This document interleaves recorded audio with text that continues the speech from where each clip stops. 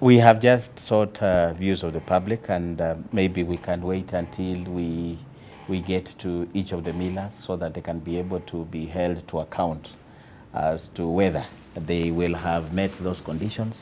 But yes, we would want the millers to, before licensing, we would want them to very clearly come out and confirm that they will be able to pay farmers within 30 days of receiving their raw material. We'd also want millers to confirm that they will enter into contracts with farmers so that we don't have issues of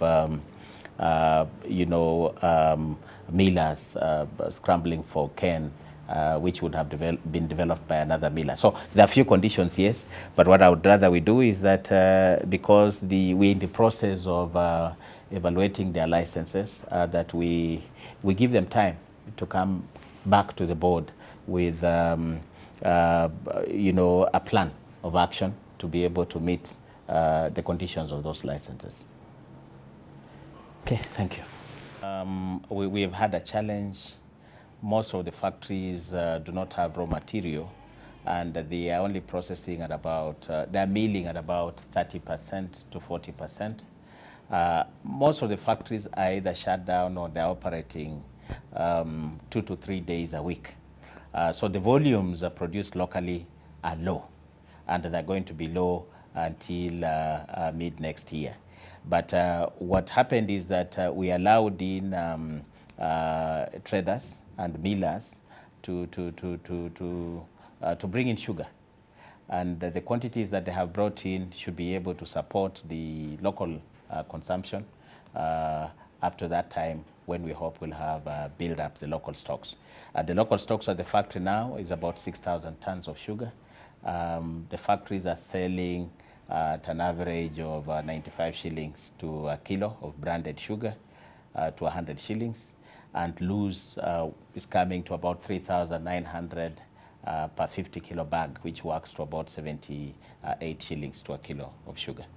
So it compares favorably with the prices in the market, just a margin of about 15 to 20%, which is being loaded by the traders. From what you've told us is that the factories are now operating at about 30% of the...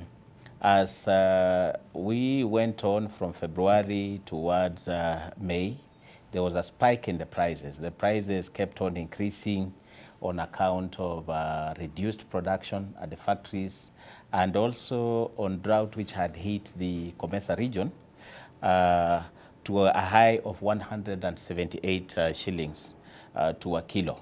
The average prices at the shelf, that was in May. Of course, you'll remember that to protect the consumer, the government moved very fast and waived duty on sugar.